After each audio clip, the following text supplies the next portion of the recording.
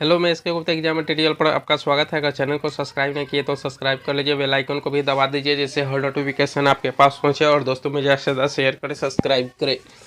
मुगल काल 1526 ईस्वी से लेकर 1857 ईस्वी तक का कार्यकाल का सारे क्वेश्चन लेके आए हैं जो आपके लिए बहुत ही फायदेमंद साबित होने वाला है। चलिए क्वेश्चन पर चलते हैं कि मुगल सम्राट औरंगजेब कौन सा वाद्य यंत्र बजाते थे। मुगल सम्राट औरंगजेब कौन सा वाद्य यंत्र बजाते थे, तो वह बीना बजाते थे। क्या बजाते थे? बीना बजाते थे। जहांगीर को कहाँ दफनाया गया? जहांगीर को कहाँ दफनाया गया? ये लाहौर में दफनाया गया।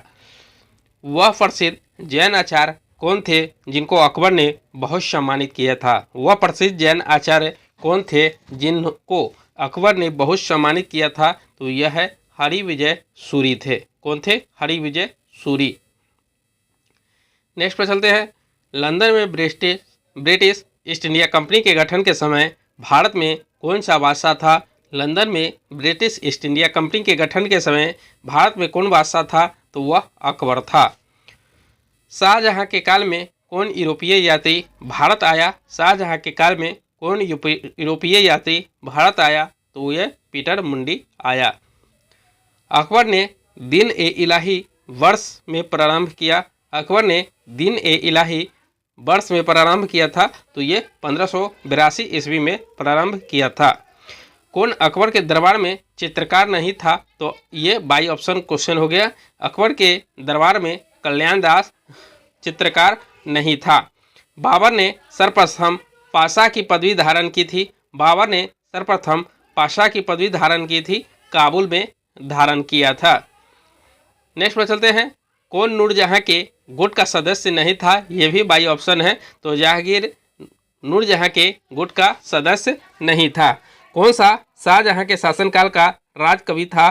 कौन सा शाहजहां के शासन के राज कवि था? तो वह कलीम था। कौन था? कलीम था। 1526 ईस्वी में बाबर ने किस वंश के शासक को परास्त कर मुगल साम्राज्य की नींव डाली? 1526 ईस्वी में बाबर ने किस वंश के शासक को परास्त कर मुगल साम्राज्य की नींव डाली? तो वह है तुगलक वंश। कौन है? तुगलक वंश। पानीपत का प्रथम युद्ध कब हुआ था? तो पानीपत का प्रथम युद्ध 21 अप्रैल 1526 ईस्वी को हुआ था। बाबर ने प्रसिद्ध तुलुगामा नीति का प्रयोग सर्वप्रथम किस युद्ध में किया? तो ये सर्वप्रथम तुगलुनामा का नीति का प्रयोग पानीपत का प्रथम युद्ध में किया, जो 1526 ईस्वी में हुआ था। किस युद्ध में जीतने के उपरांत खजाने के मुंह अमीरों, सगे संबंधियों आदि के लिए खोल दिए गए और इस उदारता के लिए इसे कलंदर की उपाधि दी गई। तो यह पानीपत का प्रथम युद्ध 1526 ईस्वी। भारत में ग्रांड ट्रंक रोड बनवाई थी। भारत में grand trunk road Sher Shah Suri ने बनवाई थी। कौन बनाया था? शेरशाह सूरी ने बनाया था। गुजरात विजय की यादगार में अकबर ने किसका निर्माण कराया था? तो वह बुलंद दरवाजा का कराया था। आईने ए अकबरी एक महान ऐतिहासिक कृति में किसके द्वारा लिखी गई थी? तो ये अबुल फजल द्वारा लिखी गई थी। पानीपत की दूसरी 5 अप्रैल 1556 ईस्वी के बीच किसके बीच हुई थी? तो ये अकबर और हेमू के बीच हुआ था। दीन ए इलाही नामक नया धर्म किसके द्वारा शुरू किया गया था? दीन ए इलाही नामक नया धर्म अकबर के द्वारा शुरू किया गया था। प्रसिद्ध मुस्लिम शासिका चांद बीबी जिसने बरार को अकबर को सौंपा किस राज्य से संबंधित था? तो यह अहमदनगर से संबंधित था। मुगल प्रशासन व्यवस्था में मनसबदारी प्रणाली को किसने प्रारंभ किया? तो यह अकबर ने प्रारंभ किया।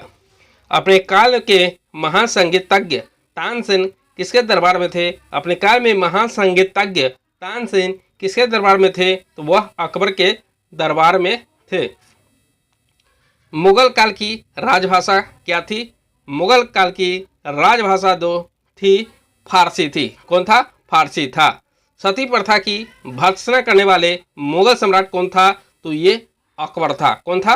अकबर था। किस युद्ध से परास्त में मुगल राज की नींव पड़ी? किस युद्ध से भारत में मुगल राज की नींव पड़ी थी? तो ये पानीपत का प्रथम युद्ध के बाद। मुगल चित्रकारी ने किसके शासनकाल में पराकाष्ठा चरमोत्कर्ष प्राप्त किया? तो ये जहांगीर। किसके अकबर की जीवन कथा लिखी थी? तो अबुल फजल ने अकबर की जीवन कथा लिखी थी। किस मुगल शासक को भारत की वनस्पतियों, प्राणी जगत, रीतियों, फलों का विशद विवरण एवं अपनी दैनंदिनी में किया था? तो ये बाबर था। शेरशाह की महानता का घोतक क्या है? शेरशाह की महानता का घोतक जो है प्रशासनिक सुधार है। क्या है? प्रशासनिक सुधार।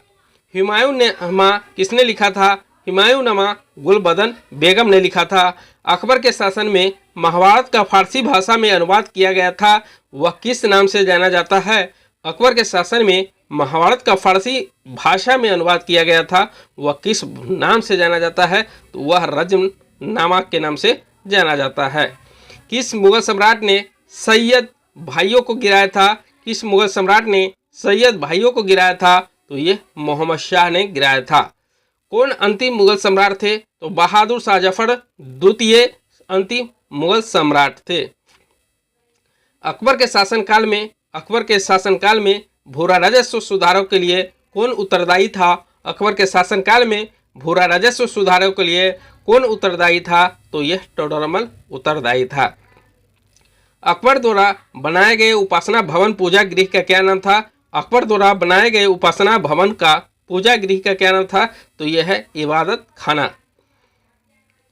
सुप्रसिद्ध संगीतज्ञ तानसेन और बैजू बावरा इसके शासनकाल में सुविख्यात था? तो ये अकबर के काल में सुविख्यात था। रामचरितमानस के लेखक तुलसीदास किसके शासनकाल से संबंधित थे? रामचरितमानस के लेखक तुलसीदास किसके समकालीन संबंधित थे? तो ये अकबर के समकालीन संबंधित थे। किस युद्ध में बाबर ने जिहाद का नारा दिया, तमगा नामक कर को समाप्त किया और युद्ध जीतने के उपरांत गाजी धर्म योद्धा की उपाधि धारण की? इसका आंसर आप लोग बताइएगा, कमेंट कीजिएगा। ठीक है, नेक्स्ट पे चलते हैं। मुवैयान नामक पद शैली के जन्मदाता बाबर ने अपनी आत्मकथा तुजक ए बाबरी किस भाषा में लिखी गई थी? तो बाबर ने तुजक ए बाबरी जो लिखा था तुर्की भाषा में लिखा था। बाबर मूल रूप से कहाँ का शासक था? बाबर मूल रूप से जो शासक था वह फरागना का निवासी था। फरागना का। बाबर को भारत पर आक्रमण करने के लिए आमंत्रित करने वाले में कौन शामिल नहीं था? बाबर को भारत पर आक्रमण करने के लिए आमंत्रित करने वाले में से कौन शामिल नहीं था? तो ये बाई ऑप्शन हो गया, चंदेरी के शासक मेदिनी राय शामिल नहीं था। मुगल साम्राज्य के सुदृढ़ीकरण के दृष्टिकोण से सबसे निर्णायक युद्ध था। मुगल साम्राज्य के सुदृढ़ीकरण के दृष्टिकोण से सबसे निर्णायक जो युद्ध था खानवा का युद्ध था। किस मुगल शासक ने राजधानी आगरा से दिल्ली हस्तांतरित की? किस मुगल शासक ने राजधानी आगरा से दिल्ली हस्तांतरित की? तो ये शाहजहां। अकबर के युवावस्था में उसका संरक्षक कौन था? अकबर के युवावस्था में उसका संरक्षक जो था बैरम खां था। कौन था? बैरम खां। किस स्थान पर नादिर शाह ने चढ़ाई नहीं की थी? किस स्थान पर नादिर शाह ने चढ़ाई नहीं की थी? तो यह है कन्नौज। किसने ऐसे बाग बगीचे जिसमें बहता पानी के निर्माण की परंपरा की शुरुआत की?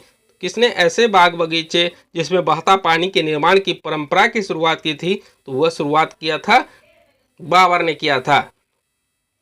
तुजक ए बाबरी एक आत्मकथा है। तुजक ए बाबरी क्या है? तो वह एक आत्मकथा है। तुजक ए बाबरी किसने लिखा था? तुजक ए बाबरी बाबर ने लिखा था। तुजक ए जहांगीरी किसने लिखा था? तुजक ए जहांगीरी जहांगीर ने लिखा था। राजा बीरबल की उपाधि किसे दी गई थी? राजा बीरबल की उपाधि महेश दास को दिया गया था। किसे दिया गया था? महेश दास को दिया गया था। औरंगजेब ने ज़्यादा भवनों का निर्माण नहीं करवाया। औरंगजेब ने ज़्यादा भवनों का निर्माण नहीं करवाया। उसने अपने शासनकाल में निरंतर युद्ध करने पड़े थे, इसलिए भवनों का निर्माण नहीं करवाया। किस मुगल शासक को 2 बार राज्य अभिषेक हुआ? किस मुगल शासक को 2 बार राज्य अभिषेक हुआ? तो वह है औरंगजेब। ग्रैंड ट्रंक रोड जोड़ती है कोलकाता से अमृतसर को जोड़ती है। 1526 ईस्वी में लड़ी गई पानीपत की पहली लड़ाई में बाबर को कौन पराजित हुआ था? 1526 ईस्वी में लड़ी गई पानीपत की पहली लड़ाई में बाबर से कौन पराजित हुआ था? तो ये इब्राहिम लोदी पराजित हुआ था। शेरशाह का मकबरा कहाँ स्थित है? शेरशाह का मकबरा सासाराम में स्थित है। शेरशाह का मकबरा कहाँ स्थित है? सासाराम में स्थित है। अकबर का राज्याभिषेक कहाँ हुआ था? अकबर का राज्याभिषेक कलानौर में हुआ था। गुरु अर्जुन देव समकालीन थे। गुरु अर्जुन देव जहांगीर के समकालीन थे। किस राजपूत वंश ने अकबर के सामने सर्वप्रथम नहीं किया? किस राजपूत वंश ने अकबर के सामने सर्वप्रथम, ये रॉन्ग क्वेश्चन लग रहा है। नेक्स्ट पर चलते हैं। किस मुगल शासक को आलमगीर कहा जाता है? किस मुगल शासक को आलमगीर कहा जाता है? तो ये औरंगजेब को आलमगीर कहा जाता है। सम्राट अकबर द्वारा किसको जरी कलम की उपाधि से अलंकृत किया गया था? सम्राट अकबर द्वारा किसको जरी कलम की उपाधि से अलंकृत किया गया था? तो वह है मोहम्मद हुसैन। कौन है? मोहम्मद हुसैन। बाबर ने पहली बार पश्चिम से होकर कहाँ भारत में प्रवेश किया? बाबर ने पहली बार पश्चिम से कहाँ होकर भारत में प्रवेश किया? पंजाब। हल्दी घाटी का युद्ध कब लड़ा गया? हल्दी घाटी का युद्ध 1576 ईस्वी में लड़ा गया। फैजी में किसके दरबार में रहा? फैजी अकबर के दरबार में रहा करते थे। किसके समय में मलिक मोहम्मद जायसी ने पदावत की रचना की? किसके समय में मलिक मोहम्मद जायसी ने पदावत की रचना की? तो वह शेरशाह सूरी। किसने चौसा की लड़ाई 1539 ईस्वी में हुमायूं को पराजित किया था? किसने चौसा की लड़ाई 1539 ईस्वी में हुमायूं को पराजित किया था? वह है शेरशाह सूरी। हुमायूं का मकबरा कहाँ स्थित है? हुमायूं का मकबरा दिल्ली में स्थित है। ठीक है, अगर आप लोगों को पसंद आया हो तो please like, subscribe and comment करना ना भूलें। मिलते हैं नेक्स्ट वीडियो में।